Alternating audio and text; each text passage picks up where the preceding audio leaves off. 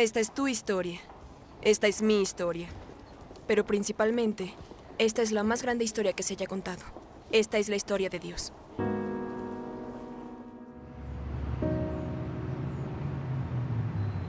Este es el testimonio de Juan cuando los judíos de Jerusalén enviaron sacerdotes y levitas a preguntarle quién era. No se negó a declararlo, sino que confesó con franqueza: yo no soy el Cristo. ¿Quién eres entonces? ¿Acaso eres Elías? No lo soy. ¿Eres el profeta? No lo soy. Entonces, ¿quién eres? Tenemos que llevar una respuesta a los que nos enviaron. ¿Cómo te ves a ti mismo? Yo soy la voz del que grita en el desierto: enderecen el camino del Señor. Respondió Juan con las palabras del profeta Isaías. Algunos que habían sido enviados por los fariseos lo interrogaron: pues si no eres el Cristo, ni Elías, ni el profeta, ¿por qué bautizas? Yo bautizo con agua, pero entre ustedes hay alguien a quien no conocen y que viene después de mí, y no soy digno de desatarle la correa de las sandalias. Esto sucedió en Betania, al lado del río Jordán, donde Juan estaba bautizando. Al día siguiente, Juan vio a Jesús que se acercaba a él y dijo: aquí tienen al Cordero de Dios que quita el pecado del mundo. De este hablaba yo cuando dije: después de mí viene un hombre que es superior a mí, porque existía antes que yo. Sesión 23. Comienza el ministerio de Jesús.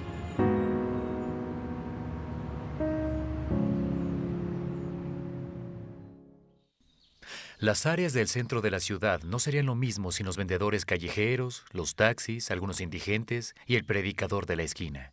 Estos predicadores no son como un reverendo común.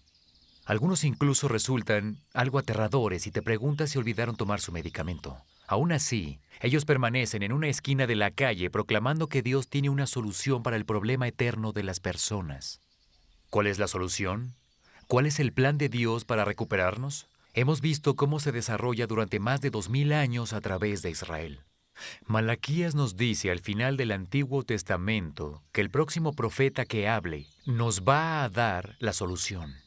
Después de 400 años de silencio de Dios, el profeta emerge. ¿Su nombre? Juan el Bautista.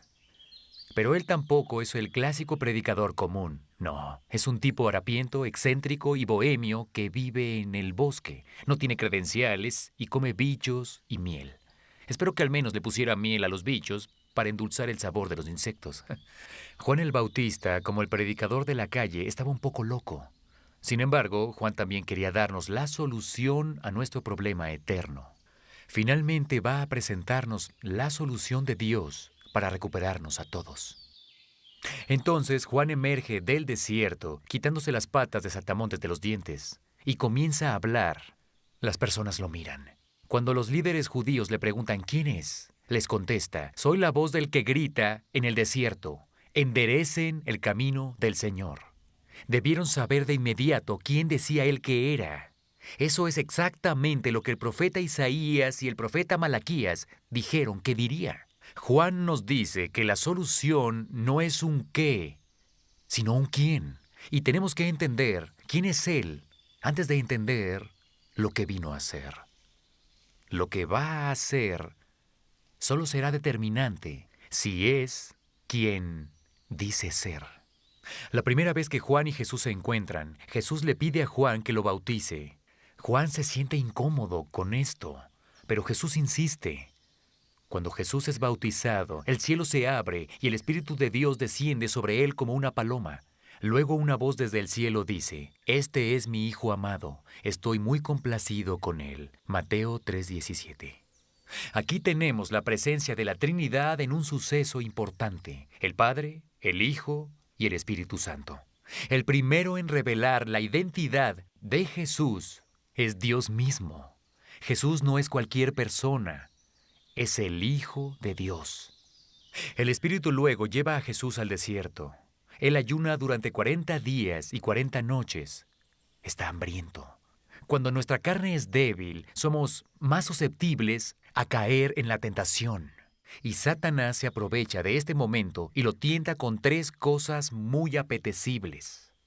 En cada ocasión Jesús resiste y responde citando las Escrituras. Ese es un recordatorio de lo bueno que resulta conocer las Escrituras y atesorarlas en el corazón para responder cuando la tentación se presenta. Al final Jesús no sucumbe a ninguna de las tentaciones. ¿Por qué? Él no tiene pecado, no tiene culpa. Luego vemos a Jesús acercándose de nuevo a Juan, mientras Juan grita, «Aquí tienen al Cordero de Dios, que quita el pecado del mundo». Al segundo día, Juan ve a Jesús de nuevo y dice, «Aquí tienen al Cordero de Dios». ¿Quién es Jesús? Juan dice que es el Cordero de Dios. Ningún judío podría haber malinterpretado lo que Juan dijo. El Cordero joven, inocente y sin mancha del Antiguo Testamento. Era aquel cuya vida sería sacrificada y cuya sangre pagaría por nuestros pecados. Vimos esto el día de la Pascua en Egipto, cuando la sangre del Cordero fue aplicada al dintel de la puerta de las casas judías. En el desierto y en Canaán, un hombre le llevaba un cordero o un becerro al sacerdote. Ponía su mano sobre la cabeza del animal inocente y oficialmente le transfería todos sus pecados y culpas al animal. El sacerdote después le cortaba la garganta al cordero o al becerro y su sangre caía en un tazón. Luego esa sangre era llevada al altar para el perdón de los pecados. Juan declara que Jesús es el Cordero Supremo, el Cordero de Dios. Más tarde vemos a Jesús en una boda con sus padres. En cierto momento, el vino se acaba, María obviamente sabe quién es su hijo y le propone un desafío. Jesús, ¿por qué no haces algo al respecto con esto? Tal vez eso fue aprovecharse un poco de la situación. Jesús le contesta, ¿por qué me estás involucrando en esto, mamá? Todavía no es tiempo que salga al público. Entonces Jesús convierte el agua en vino, y no en cualquier vino, en el mejor vino. Los invitados pensaron que el novio había guardado el mejor vino para el final. El secreto de Jesús estaba a salvo por ahora. Pero esta es una de las muchas señales de que Él es el quién que hemos estado esperando. Luego llega el tiempo en que Jesús revele quién es. Con los 12 discípulos a su lado, comienza a enseñar y a sanar a las personas. Jesús se convierte de inmediato en el rumor, donde quiera que va. Algunos concluyen que es el Mesías. Otros se sienten perturbados por lo que dice. Más tarde Jesús, ahora en Jerusalén, recibe una visita inesperada en la noche. Se trata del fariseo Nicodemo. En esta conversación, Jesús hace una de las declaraciones más claras de quién es y por qué vino. Él dice, porque tanto amó Dios al mundo, que dio a su Hijo unigénito, para que todo el que cree en Él no se pierda, sino que tenga vida eterna. Juan 3:16. Jesús es el Hijo de Dios, que vino desde la historia primaria a nosotros, para vencer a la muerte y ofrecernos una relación eterna con Dios a todos los que creemos. No sabemos cómo respondió Nicodemo a la conversación con Cristo esa noche, pero sabemos que ayudó a un creyente en Jesús, un caballero llamado José de Arimatea, a enterrar el cuerpo del Señor. Creo que llegó a nacer de nuevo.